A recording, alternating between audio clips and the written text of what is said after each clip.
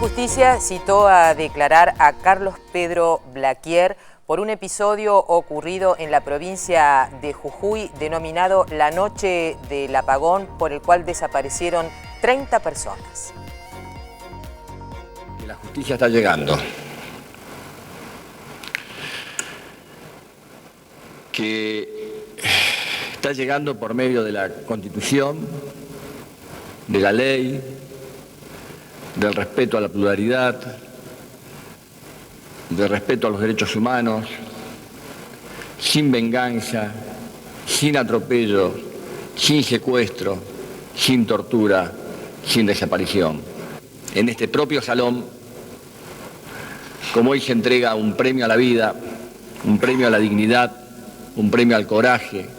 8 años después de aquel acto en Casa de Gobierno, la justicia citó al empresario Pedro Blaquier, presidente del ingenio Ledesma, por su colaboración en la Noche del Apagón, cuando la dictadura hizo desaparecer 30 obreros, entre ellos Luis Aredes, esposo de Olga y padre de Ricardo, quien hoy lo recuerda.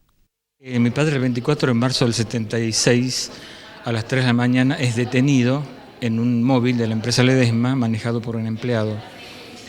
Con el correr de las semanas, mi madre pide una entrevista con el ingeniero Alberto Lemo en ese momento, y él reconoce que sí, efectivamente habían puesto 40 móviles al servicio de las fuerzas conjuntas el 24 de marzo.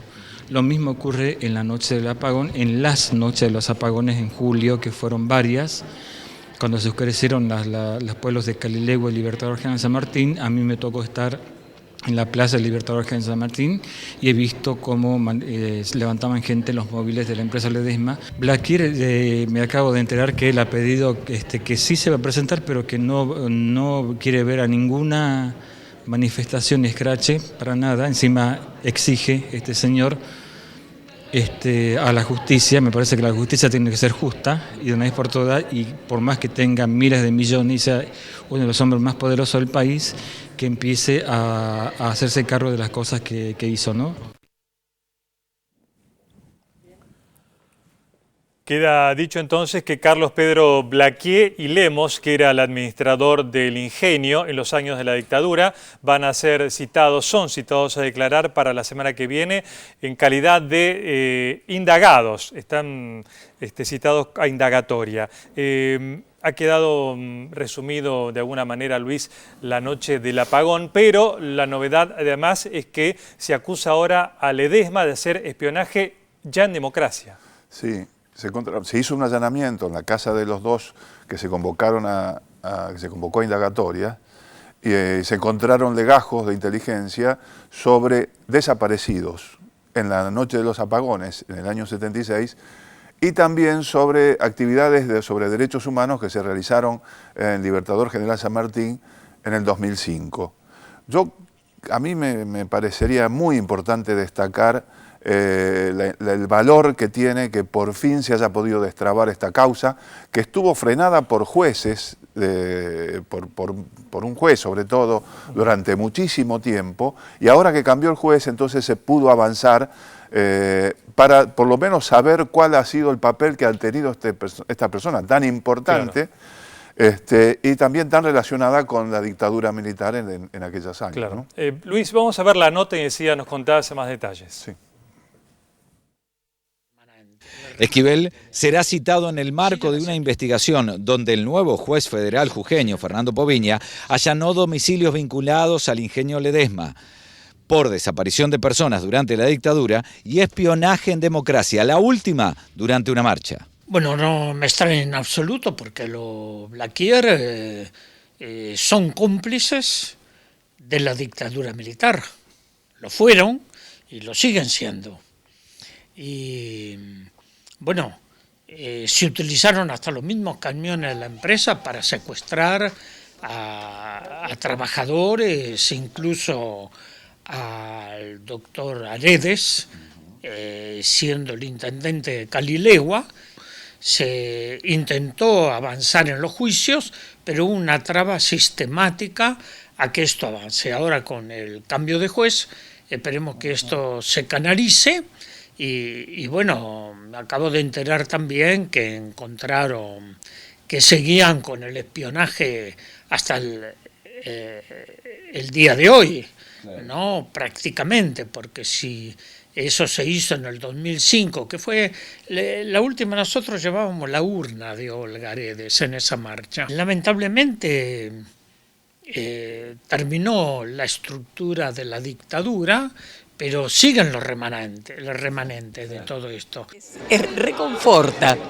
Muchas veces nos preguntan, ¿de dónde sacan fuerza? De eso, de ver que se hace justicia. Así que realmente es lo que estábamos esperando y que siga la cadena, ¿no? Desde ya.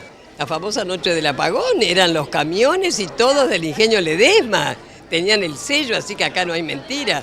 Fueron cómplices totales. Así que bueno, esa justicia legal, jamás justicia por mano propia, seguirá llegando, ¿eh?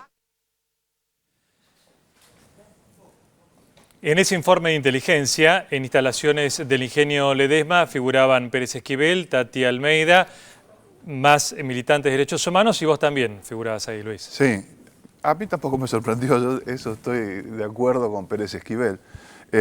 Yo creo que eso es desde el 2005, no del 2006, y creo que fue la última marcha que participó Olga Aredes.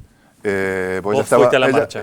Yo estaba cubriendo la marcha, yo debo figurar en 24.000 legajos diferentes también, porque he cubierto la temática de derechos humanos desde que se fundó Página 12, antes en La Razón de Jacobo Timerman, y mientras estuve afuera del país, porque yo también tengo familiares desaparecidos. Mi madre es madre de Plaza de Mayo y era muy amiga de Olga Aredes. Yo, a través de ella, la conocía a Olga, y creo que le debo haber hecho una de las primeras notas periodísticas que se le hicieron, cuando ella daba la vuelta a la ronda sola en el pueblo del Libertador General San Martín, que está al lado de ese ingenio, que es un ingenio monstruoso. En su momento fue el ingenio más grande de América Latina. La presencia es omnipresente, es realmente atemorizante, si se quiere, del ingenio, al lado de lo que en aquella época era un pueblo muy chico. Y a la tarde, cuando se quema el bagazo de la caña de azúcar, las inmensas chimeneas del ingenio largan una especie de llovizna de ceniza que enferma los pulmones. Y se supone que Olga Aredes murió de esa enfermedad.